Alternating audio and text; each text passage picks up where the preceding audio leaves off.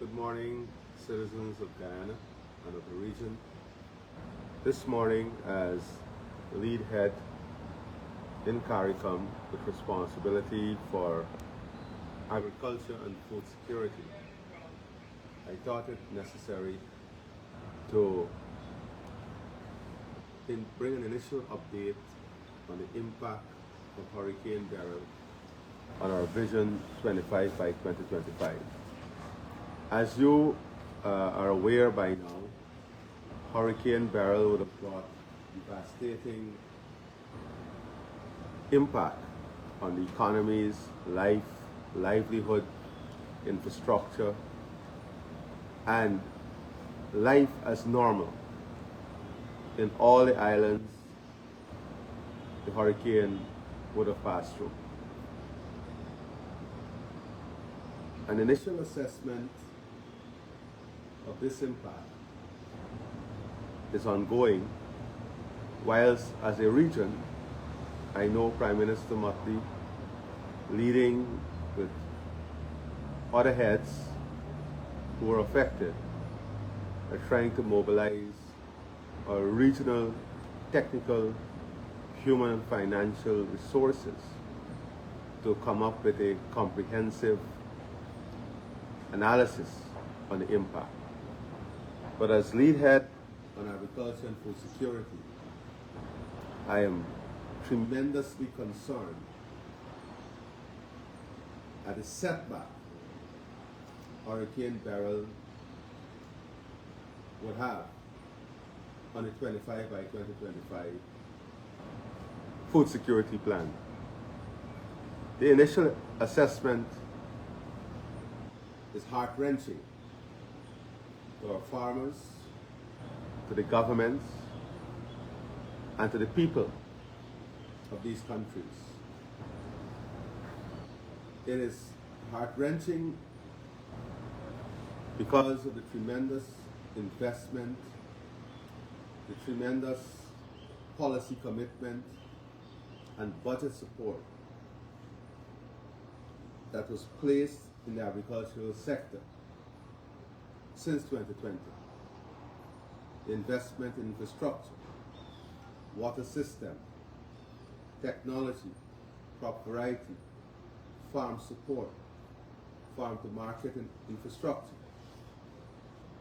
Many of these countries would have lost all of this investment.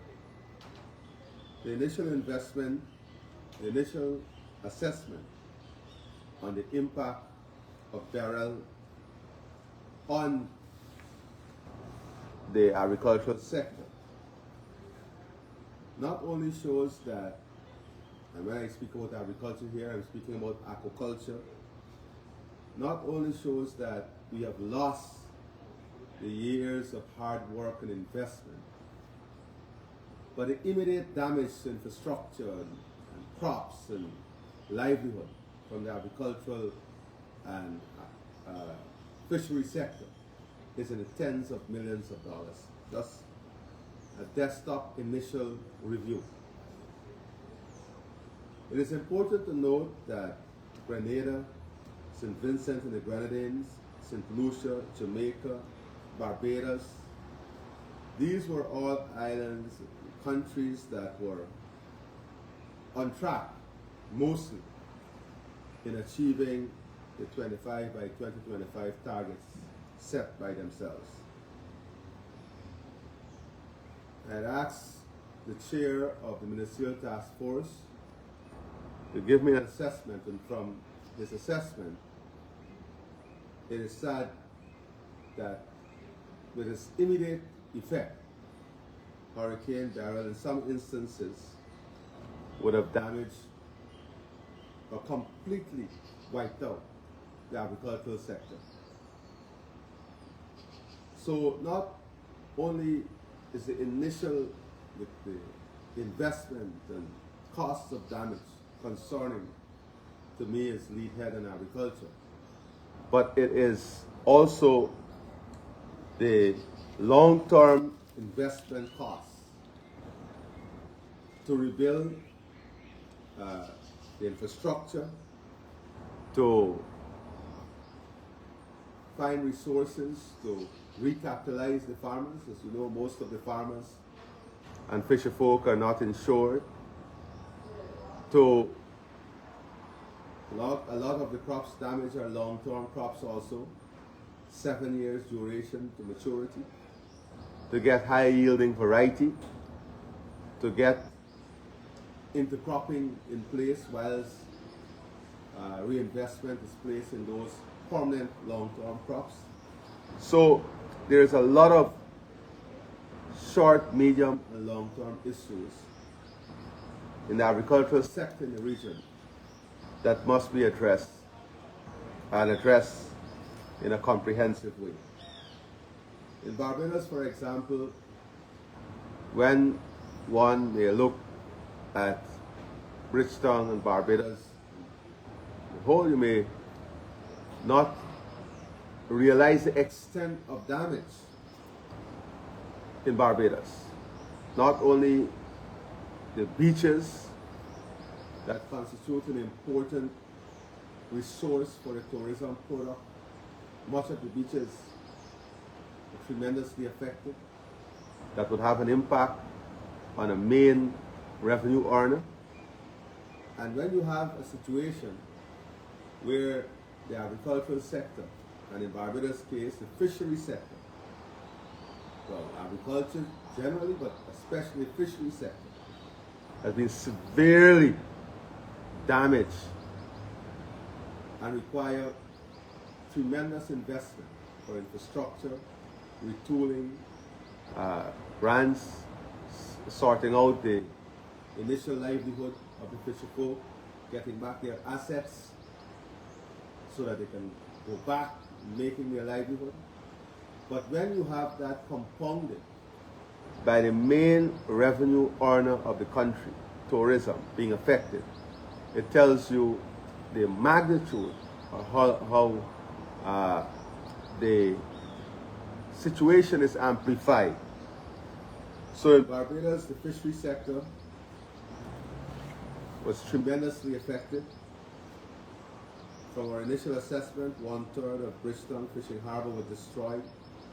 Over 200 fishing vessels were damaged or destroyed, severely impacting the fishing industry. And of course, the families of our fisher folk there in Barbados have suffered not only tremendous loss of asset, but loss of livelihood. Outside of this, you have hundreds of acres of agricultural commodities that was lost, that was crops that was lost, and production that was taken out instantaneously from Barbados agricultural sector. Coastal infrastructure and property sustained damage from the storm surge, high winds, and this is also concerning because the coastal infrastructure is also key for agriculture and for the development of the agricultural sector and the support to our farmers. In Grenada, as you know, the situation is horrific, especially in Carriacou and Petite Martinique. These two islands were completely destroyed. The livestock, permanent crop, cash crop, all investment in agriculture would have been completely destroyed in these two islands. Whereas in Grenada, there has been tremendous impact on the agricultural sector and production. As I said, the assessment there and in the other islands are continuing.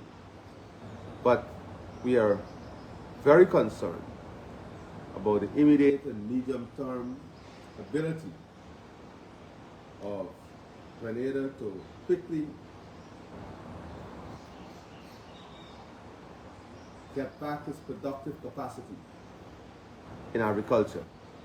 There are some thoughts and some initial ideas that I've already shared with some colleagues, and also the chair of the Ministerial Task Force on Agriculture, to see how we can quickly mobilize the necessary stakeholders and resources to address this tremendous setback that our 25 by 2025 action plan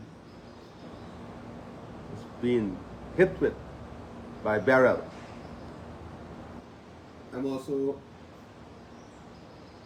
deeply concerned and will be making the necessary calls in relation to FAO, ECA, and other institutions coming in from a very early stage to help our farmers and to work with the region. Because for sure, there are some changes in the methodology and changes in the approach to food production that we'll have to take into consideration in this build back phase. I'm very concerned also that this is only the beginning of this hurricane season. And we've already seen such a major setback.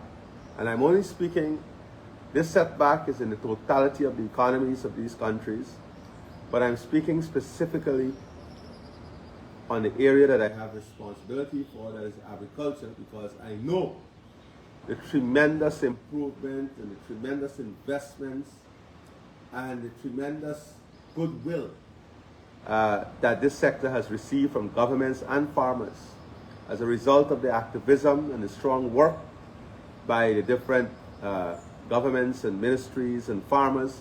There has been a renewed vigor in increasing the productivity and agricultural output in all of these islands.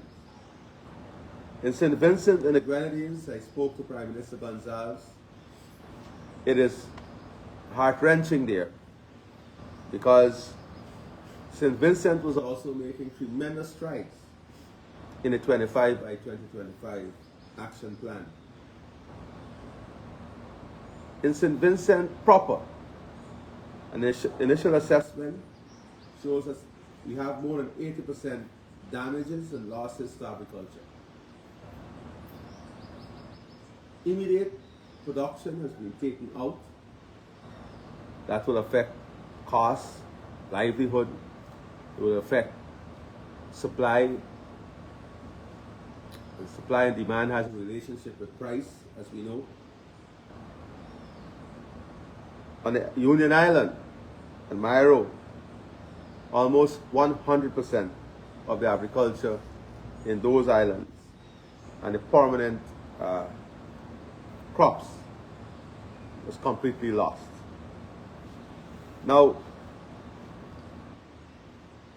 these islands depend heavily on the permanent crops, whether it's the fruit trees that are important. But in the case of St. Vincent and the Grenadines, the bananas, the plantains, livestock, vegetables. So in St. Vincent and the Grenadines, the losses has been enormous. In St. Lucia, we had, while we did not have the type of losses like Grenada and St. Vincent and St. Lucia, there will also be a tremendous setback in the 25 by 2025 plan here. 35% of the island's bananas and plantains has been affected, and that is the initial assessment. More than 100 acres of agricultural commodities, including vegetables, roots and tubers, and has been affected, permanent crops, and current production has been taken out of the system. Now, for those of us in larger land, agricultural land space, we must understand that 300 and 400 acres of agricultural production in vegetables and root crops and so on, plantains, bananas, has a tremendous effect on the economy and livelihood of these countries. Jamaica also suffered extensive damage in the agricultural areas. This damage is, as I said, just as in the other countries where current production has been taken out of the system. And in most of the cases here, it is the rural farmers and rural communities that have suffered the most. And the investment required to bring back these communities into productive capacity is going to be enormous. So whilst the initial effort is around current needs, we have this immediate, medium, and long-term situation as a result of Beryl on countries that has been affected. I'm also very concerned on the nutritional side of things, because as you know, in this initial phase of dealing with the consequences of the hurricane, whether it's Carriacou or Union Island, completely devastated, the quick fix now is to get more immediate food in, whether it's pastas, more grain products. So we can also have the nutritional food value, nutrition affected. I'm raising these concerns as lead head because sometimes we do not get from mainstream media and from the actors, international actors, this aspect of the equation when these major hurricanes hit us. So I've asked the chair of the Ministerial Task Force to convene a strategic meeting in a new week to include ICA, Embrapa, the Brazilian government, to look at how we want to rebuild, technology available, look at some quick yielding variety that we can introduce so that we can get some earning back as quickly as possible to the farmers, to look at high yielding variety, to look at varieties that may be able to withstand our plantation style agriculture, that might be able to withstand greater winds in the future. For example, the hybrid mangoes that will still give you the quality mangoes with high yield and production, but the trees are smaller and less susceptible to full-blown impact. The way in which we have to rebuild is to keep resilience and sustainability.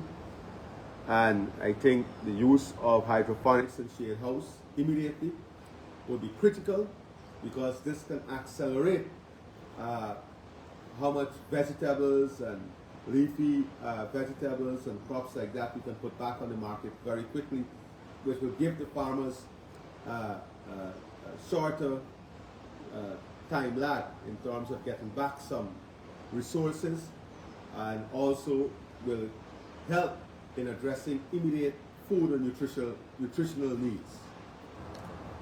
I'm also asking the minister to look at the ministerial task force, for them to look at price and price stability, to look at what are critical commodities needed, to see how we can negotiate with our neighbors to have those commodities supplied so that we can keep the price. Livestock is concerning to a lot of these islands, especially those two that have tremendous reliance on tourism.